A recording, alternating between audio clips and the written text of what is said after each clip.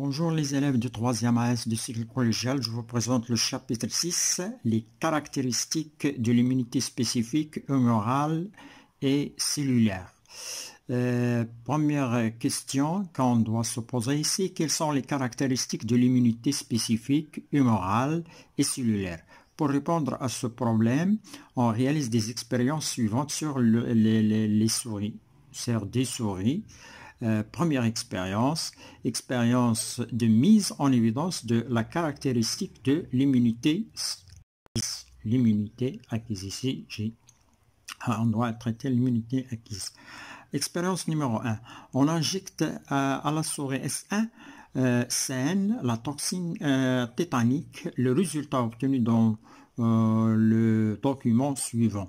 Le résultat obtenu après injection à la souris S1 d'une toxine tétanique, le résultat il est devant vous dans le document 1. Alors, injection de la toxine tétanique à la souris S1 après 1 heure. Qu'est-ce qu'on remarque ici? La mort de la souris S1. Résultat de l'expérience. Alors, donnez une explication à la mort de cette souris. Pourquoi cette souris est morte à la fin, après 1 heure? La mort de la souris est due, ici, il est dû à l'injection dans son corps de tétanos, de toxine tétanique. On a injecté la toxine tétanique. La toxine tétanique, c'est une substance sécrétée par le bacille tétanique. Donc ici, le bacille tétanique sécrète la toxine tétanique, qui est une substance pathogène, parce que la toxine tétanique est pathogène, mortel. On l'appelle aussi, c'est un antigène pathogène. On a vu ça dans les propriétés des microbes pathogènes. En arabe maintenant, مرحبا بكم تلاميذ السنة الثالثة إعدادي الدرس السادس. Les caractéristiques de l'immunité spécifique humorale et cellulaire. خصائص المناعة النوعية والمناعة النوعية الخلطية والخلوية. ما هي السؤال الأول المطروح هنا؟ ما هي خصائص المناعة النوعية الخلطية والخلوية؟ ما هي خصائص المناعة النوعية الخلطية والخلوية؟ Pour répondre à ce problème, on réalise les expériences suivantes sur des souris. للإجابة على هذا السؤال نقوم بإنجاز تجارب الآتية على فئران. ألف كبيرة expérience de mise en évidence de la caractéristique l'immunité qui est l'immunité acquise. ألف تجارب الكشف عن خاصية المناعة المكتسبة. l'immunité acquise مناعة مكتسبة. expérience numéro 1. التجربة رقم 1. نحقن فأرا سليما بسمين الكزاز والنتائج المحصل عليها كالتالي في الوثيقة 1 الآتية. إذن في الوثيقة 1 آتية ماذا نقوم بحقن الفأر S1 بسمين الكزاز، وبعد ساعة نحصل على موت الفأر S1 نتيجة التجربة. أولا أعطي تفسيرا لموت الفأر S1. La mort de la souris S1 est due à l'injection de son corps de tétanos, de toxine tétanique pathogène.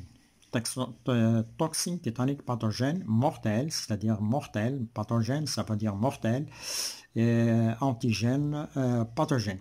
موت الفأر S1 يرجع إلى حقن جسمه بسمين الكزاز الممرض والمميت antigène pathogène.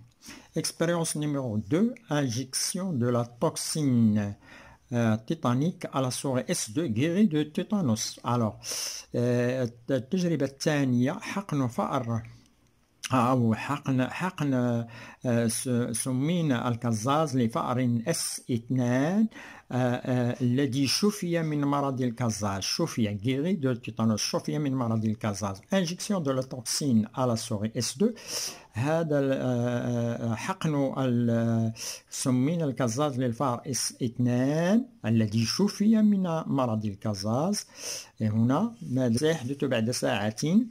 la souris S2 survit. إذن حقن الفأر S2 الذي شفي من مرض الكزاز بتوكسين عفوا سمين الكزاز يؤدي إلى بقاء الفأر S2 حي. بقاء الفأر S2 حي. Alors, que signifie la première question sur ce document? Que signifie la souris S2 qui est guérie du tétanos? Qu'est-ce que ça veut dire guérir du tétanos? Guérir du tétanos. Une souris qui est guérie du tétanos. Qu'est-ce que ça veut dire?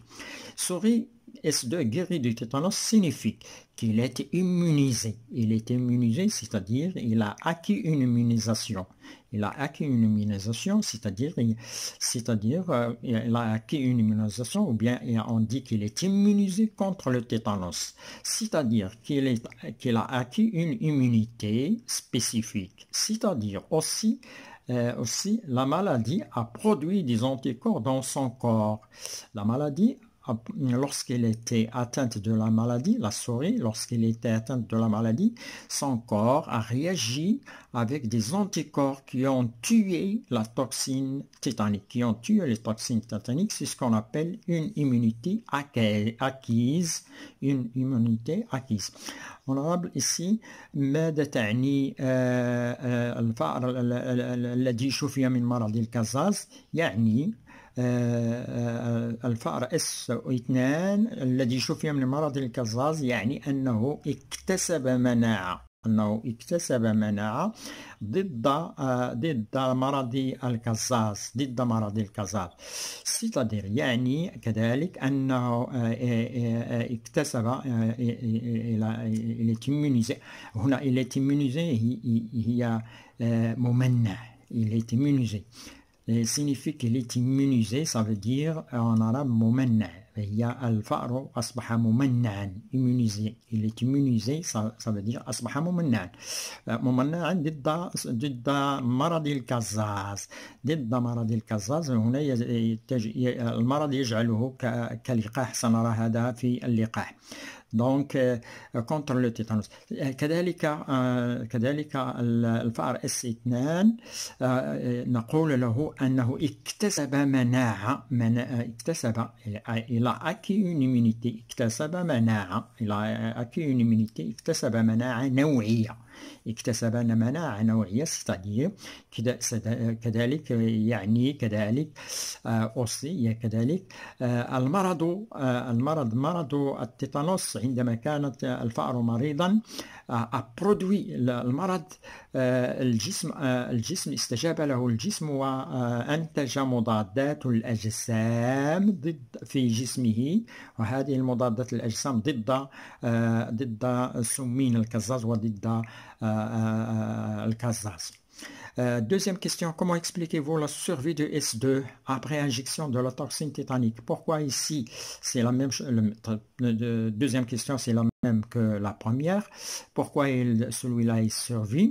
Parce que son corps ici il contient des anticorps. Lorsqu'on a injecté la toxine tétanique, il a trouvé dans son corps des anticorps contre la toxine tétanique, ce qui entraîne la survie de l'animal, la survie de la souris S2. C'est-à-dire qu'il a acquis une immunité, c'est-à-dire qu'il est immunisé contre le tétanos. tétanos d'après la maladie, lorsqu'elle a subi la maladie. Alors, comment expliquez-vous la survie de la souris 2 après injection de la toxine tétanique? La survie de la S2 s'explique par son acquisition à l'immunité spécifique contre le tétanos, c'est-à-dire possession des anticorps contre le tétanos, contre la toxine tétanique. Possession, elle possède des anticorps, bien sûr, elle possède des anticorps contre la toxine tétanique, Donc, en arabe, comment expliquer كيف تفسر بقاء الفأر S2 حي بعد حقنه بسمين الكزاز؟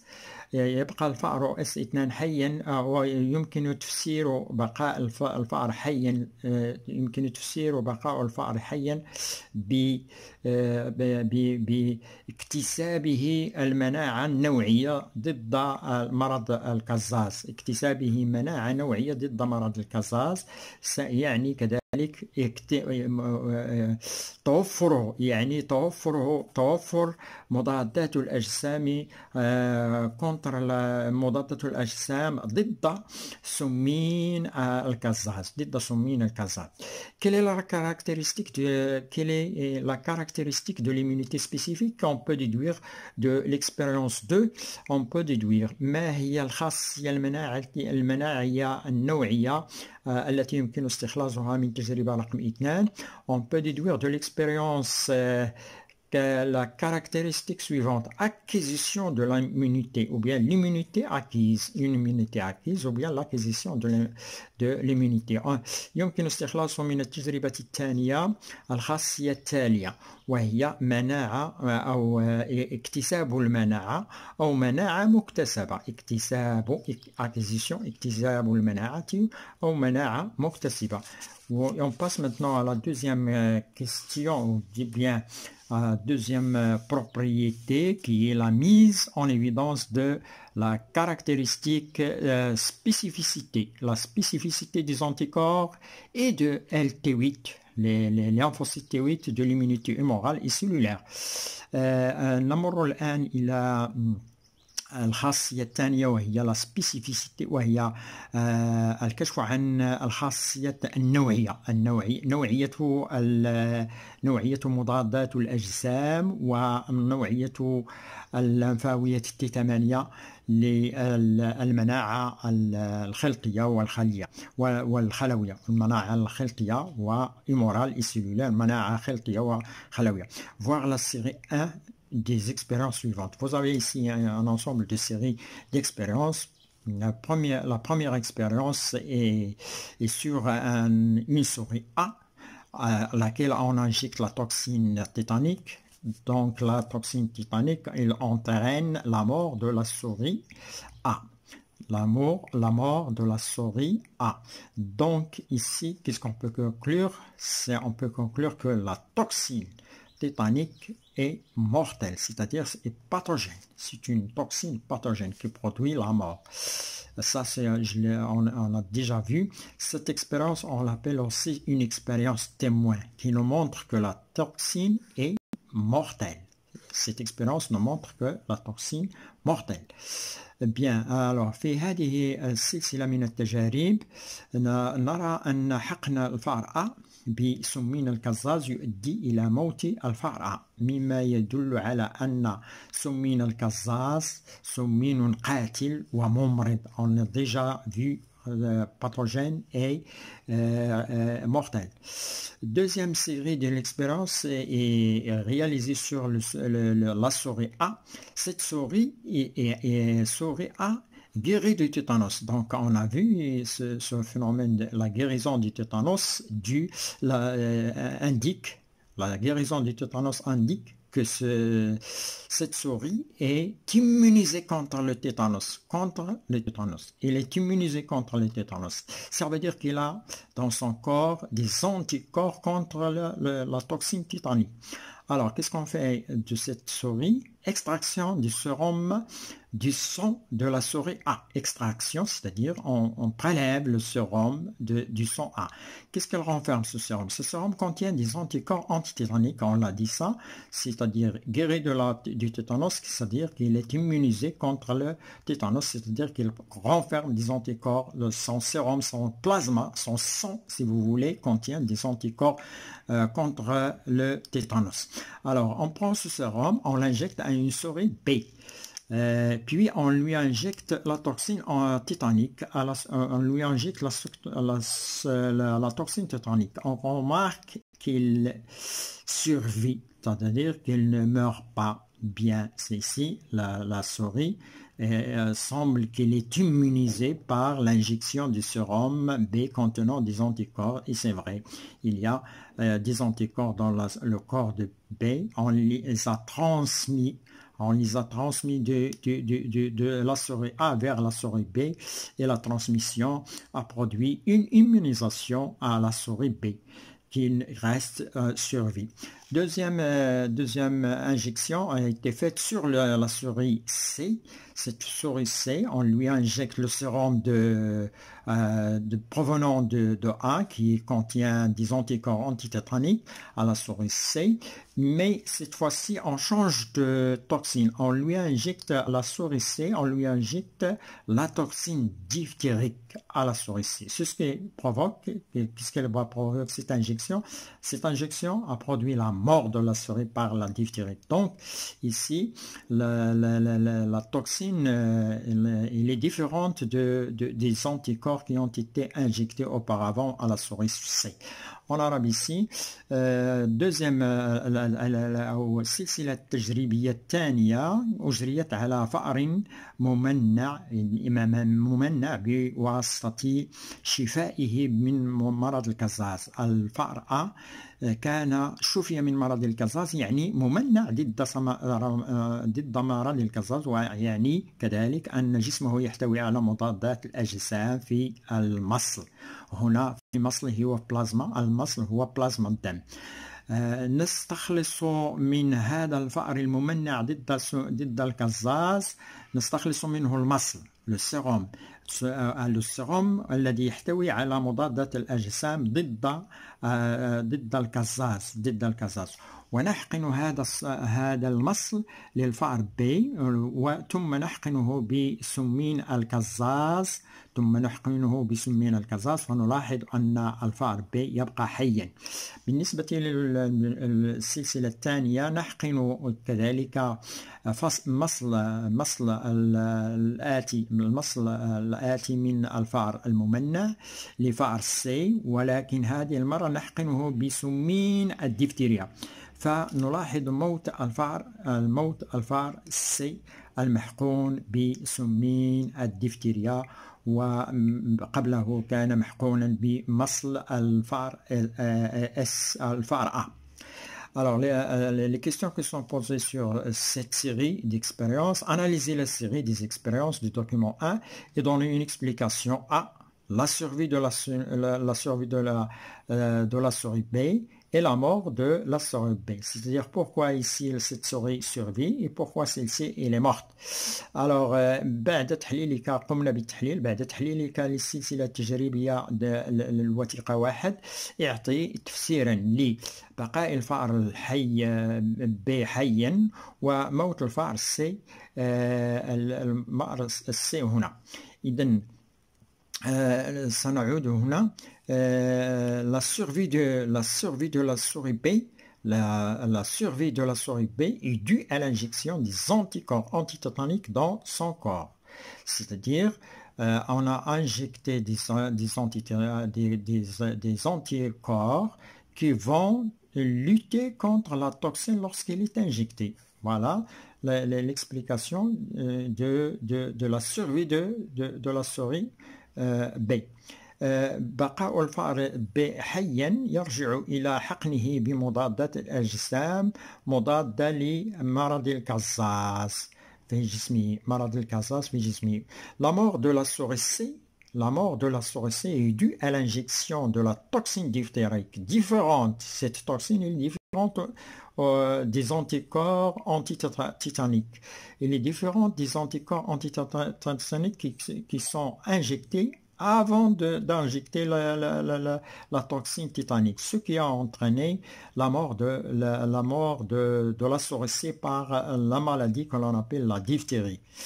Alors, موت الفأر C راجع إلى حقنه بسمين الدفتريا المخالف الذي يخالف مضادات الأجسام ضد الكزاز لبقائه حيا يجب حقنه قبل بمضادات الدفتريا مضادات الأجسام ضد الدفتريا ليس مضادات الأجسام ضد الكزاز. إذن مخالف هناك اختلاف لمضادات الأجسام بمولدات المضادة. Quelle est la caractéristique immunité qu'on peut déduire de cette expérience؟ ما هي الخاصية المناعية التي يمكن استنتاجها من هذه التجارب؟ La caractéristique est la spécificité des anticorps de l'immunité spécifique. La spécificité الخاصية التي يمكن استخلاصها هي نوعية المضادات الأجسام. La spécificité des antigènes نوعية مضادات الأجسام في المناعة النوعية. في المناعة النوعية مضادات الأجسام يجب أن تكون نوعية مطابقة لنوع مولدات المضادة التي أنتجتها. C'est mise en évidence de la caractéristique, dernière caractéristique qui est la mémoire immunitaire. الكشف عن خاصيات الذاكرة المناعية. Voir le document 1 ci-dessous, concentration des anticorps dans l'organisme, concentration des anticorps dans l'organisme suite à premier contact, puis au deuxième contact avec le même antigène. Donc ici, ننتقل إلى المناعة أو الكشف عن مناعة أو الكشف عن خاصية الذاكرة المناعية la mémoire immunitaire. الكشف la mise en évidence خاصية الذاكرة المناعية la mémoire immunitaire الذاكرة المناعية. هنا نعني باللا ميموري immunitaire الذاكرة المناعية. ولهذا الغرض سنلاحظ الوثيقة 1 أسفله التي تعبر عن تركيز مضادات الأجسام في الجسم بعد الحقنة الأولى والحقنة الثانية بنفس المولد المضاد. إذن نحقن هنا أو الكشف عن هذه الذاكرة المناعية سنلاحظ هذه الوثيقة. La concentration هي la concentration des anticorps dans l'organisme suite à premier contact et puis au deuxième contact de le même antigène. C'est-à-dire, on injecte dans le corps, dans un corps, on injecte un antigène, puis on relève, puis on fait une analyse de la concentration des anticorps dans le sang. C'est-à-dire, on cherche la concentration, la quantité des anticorps produites par l'antigène dans le corps. Et d'ici, l'injection a été au début 0, mais cette injection n'a pas pu produire des anticorps que à la fin de la semaine. Ici, vous avez les semaines, ici la concentration des anticorps. Une deuxième injection du même antigène a produit une très grande quantité d'anticorps dans l'organisme, mais avec un temps qui est très court, c'est-à-dire quelques jours. On a une élévation de la quantité des anticorps dans le sang de l'organisme. في هذه الوثيقة سنجد تركيز مضادة الأجسام بعد حقن مولد مضاد في الحقنة الأولى، ونلاحظ بأن في الحقنة الأولى لا توجد مضادة الأجسام إلا في نهاية الأسبوع الأول، وكانت نتيجة مضادة الأجسام يعني غير كبيرة أو خفيفة. وفي الحقنة الثانية كانت استجابة الجسم بإنتاج مضادات الأجسام كثيرة، ازدياد عدد مضادات الأجسام كثيرة في وقت وجيز. La question c'est comparer la réponse immunitaire première. هنا استجابة مناعتية الأولى والاستجابة المناعتية الثانية. Comparer l'immunité primaire à la réponse immunitaire secondaire. قارن الاستجابة الأولى مع الاستجابة الثانية. La réponse immunitaire primaire est lente et faible et en production. La réponse immunitaire est lente, c'est-à-dire qu'il n'a pas pu produire les anticorps qu'à la fin d'une semaine. Et donc, elle est lente. Elle a du temps. Il faut prendre du temps pour que cette réponse apparaisse, pour que cette réponse fait apparaître des anticorps dans le corps. Donc, il faut un temps de latence, ce que l'on appelle un temps de latence.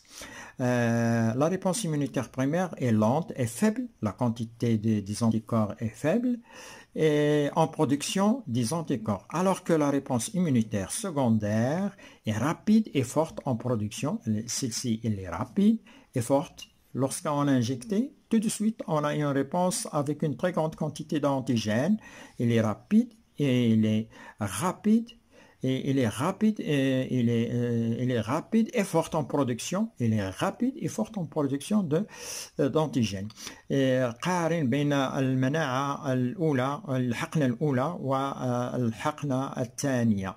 الاستجابة المناعتية للحقنة الأولى قارن بين الحقنة الأولى والحقنة الثانية. الحقنة الأولى كانت الاستجابة يعني استجابة بطيئة لونت، استجابة بطيئة وكمية ضعيفة من مضادات الأجسام. كمية ضعيفة من مضادات الأجسام. هنا لدينا الكمية المنتجة. وفي الحقنة الثانية سنجد أن الحقنة لكن في الحقنة الثانية الريبونس إيمونيتير الاستجابة المناعاتية الثانية كانت سريعة وقوية إنتاج مضادات الأجسام. سريعة لا تتطلب وقت، وقوية إنتاج مضادات الأجسام. كان مضادات الأجسام وصلت إلى هذا الحد. Deuxième question. Comment expliquez-vous le temps séparant le premier contact de l'antigène et l'apparition de l'anticorps? Premier contact de l'antigène et l'apparition des anticorps. Les anticorps, ils n'ont pas pu apparaître dans l'organisme qu'à la fin de la première semaine. Ici, ce sont des anticorps de l'organisme, propres à l'organisme. Maintenant, à la fin de la première semaine, il va y avoir une apparition des anticorps qui sont dus à l'injection de l'antigène. Donc ici, il y a une perte de temps, ce qu'on appelle le temps de latence. Le temps de latence. Comment on explique ce temps de latence qui est ici? Alors, كيف تفسر الوقت الذي يوجد بين الحقنة الأولى وظهور المضادات الأجسام في الجسم? Le temps entre le premier contact et la production de l'antigène s'explique par le temps de reconnaissance. C'est le temps de reconnaissance des lymphocytes B à l'antigène, temps de reconnaissance, multiplication et de transformation, ce qu'on appelle le temps de reconnaissance, multiplication et transformation en lymphocytes plasmocytes qui vont sécréter il y a un certain temps que les lymphocytes B doivent consacrer pour donner des anticorps. Il faut ce temps, c'est le temps de reconnaissance, de multiplication et de transformation des lymphocytes B en lymphocytes plasmocytes. Alors يمكن تفسير هذا الفرق أو الفرق الزمني الموجود بين الحقن وظهور مضادات الأجسام. يمكن تفسيره بوقت التعرف على التعرف الليمفاويات B على المولد المضاد، وقت التعرف ووقت تكاثرها ووقت تحويلها إلى بلزميات transformation en plasmocytes. Troisième question, comment expliquez-vous la rapidité de la réponse immunitaire secondaire au deuxième contact? Cette rapidité, comment on va l'expliquer? Cette rapidité au deuxième contact au même antigène, il s'explique par la réponse immunitaire secondaire, s'explique par l'utilisation des lymphocytes B mémoire. Ici, vous avez les lymphocytes B mémoire qui sont utilisés dans cette deuxième, c'est-à-dire ils ont reconnu qu'ils ont répondu au même antigène, donc la réponse sera très vite et forte par les lymphocytes mémoire. كيف تفسر سرعة الاستجابة المناعية في الحقنة الثانية للمولد المضاد؟ السرعة التي تستجيب بها الاستجابة المناعية في الحقنة الثانية يمكن تفسيرها باستعمال الليمفاويات B الذاكرة، الليمفاويات B الذاكرة في إنتاج مضادات الأجسام. الاستجابة المناعية استعملت الليمفاويات B في إنتاج مضادات الأجسام، وهذا لا يتطلب وقت التعرف، بل تعرفت عليها الليمفاويات B من قبل، إذن ستستجيب بسرعة وبقوة. Quelle est la caractéristique immunitaire qu'on peut déduire de ce graphe? Le graphe ici, on peut déduire une caractéristique qui est la mémoire immunitaire, c'est-à-dire الذاكرة المناعية. ما هي الخاصية المناعية التي يمكن استخراجها من المبيان؟ أو الخاصية المناعية التي يمكن استخلاصها من المبيان هي المناعة الذاكرة المناعية، الذاكرة la mémoire immunitaire, الذاكرة المناعية. Ce qu'il faut retenir de ces trois caractéristiques, vous avez les caractéristiques de la réponse immunitaire. Premièrement, la réponse immunitaire est une réponse acquise. Donc ici, la réponse est acquise. Ça veut dire produite dans l'organisme par la pénétration d'un antigène. Il faut un antigène pour que nous aurons une réponse immunitaire. S'il n'y a pas d'antigène, pas de réponse immunitaire, donc on l'appelle est une réponse acquise. Deuxième caractéristique, la réponse immunitaire est une réponse spécifique, c'est-à-dire à chaque antigène, la réponse immunitaire produit des anticorps dans le sérum qui lui sont propres. Chaque antigène, et lorsqu'il pénètre dans l'organisme, il va produire des anticorps qui lui sont propres, qui sont contre lui. Si vous avez ici toxine tétanique, vous aurez des antigènes antitoxiques tétanique, contre le toxine tétanique. Vous avez antigène diphtérie, vous aurez des antigènes contre la diphtérie, et ainsi de suite. La réponse immunitaire possède une mémoire par laquelle il se souvient de l'antigène, à qui il a déjà répondu. Et le deuxième contact avec le même antigène devient rapide et forte. Bien. ما يمكن أن تحتفظ به أو تتعرف عليه. خصائص الاستجابة المناعية هي الاستجابة المناعية استجابة مكتسبة، يعني يكتسبها الجسم بتكوين مضادات أجسام بدخول مولد المضاد. الاستجابة المناعية استجابة نوعية، استجابة نوعية، يعني لكل مولد مضاد الجسم يستجيب بمضادات أجسام في المصل خاصة مضادات الأجسام خاصة به.